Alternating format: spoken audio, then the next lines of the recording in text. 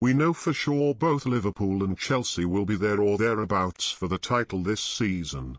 Manchester City beat Arsenal by 5 and Manchester United are seeing the return of Ronaldo, but they know it'll be a battle at the top because the quality of the football at Anfield last night was phenomenal, particularly in the first half. The way Liverpool played through the lines showed they are on the way back and more like the champions of 2 seasons ago. It was a brilliant watch and very unfortunate that the red card for Reece James turned it more into attack versus defense in the second half. I felt sorry for James, though I can see why the referee sent him off.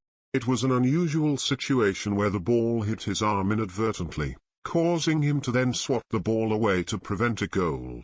Before then, manager Thomas Tuchel showed his tactical acumen. Havertz and Mason Mount caused Liverpool problems with the way they found space either side of Romelu Lukaku. They stayed narrow so the full backs didn't know whether to pick them up and Fabinho wasn't sure if he had to drop back. When Jordan Henderson and Harvey Elliott pressed, Mount and Havertz found room that troubled Fabinho. It was intelligent play. I think in the cold light of day neither side should be disappointed with a point. They both remain unbeaten and it will take an extremely good team to defeat either of them. Chelsea are a fit and well-organised group. I was shocked Liverpool boss Jurgen Klopp picked Harvey Elliott because I didn't think things quite came off for him against Burnley last week. To start an 18-year-old ahead of Naby Keita, Thiago Alcantara, and Alex Oxlade-Chamberlain for a game of this magnitude, this was a big call. The fact he stayed on for 90 minutes showed it worked. I think Klopp selected him because of his courage to keep demanding the ball in dangerous areas. He can do that because his touch is immaculate, and for a relatively small player, he was able to get after people and be combative. It's that lack of fear young players have that really helps. They play freely, don't worry about the repercussions, and it was a really terrific performance. And his decision-making was good. If a simple pass was needed, that is what he did. Klopp will be delighted at how he coped in the cauldron. This was a proper match between two brilliant football teams and Elliott showed he belonged.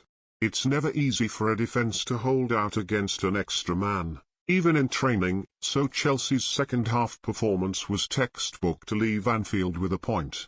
The midfield pair of Mateo Kovacic and Jorginho were good. Andreas Christensen is improving all the time and Thiago Silva has won it all.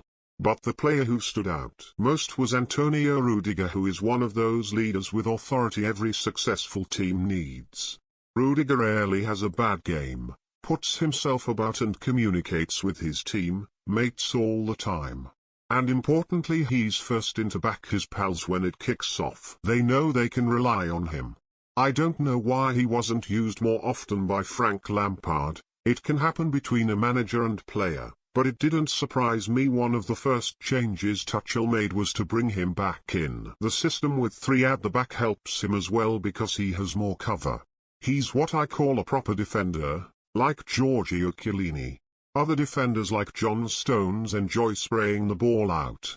Rudiger can pass it, but I don't think he's bothered. He prefers the rough and ready stuff. I know from my own career every team likes a couple of warriors who will fight your corner. When Edouard Mendy and Henderson clashed after the penalty, of course Rudiger was involved. Jamie Carragher used to do that at Liverpool. It's an important part of being in a team.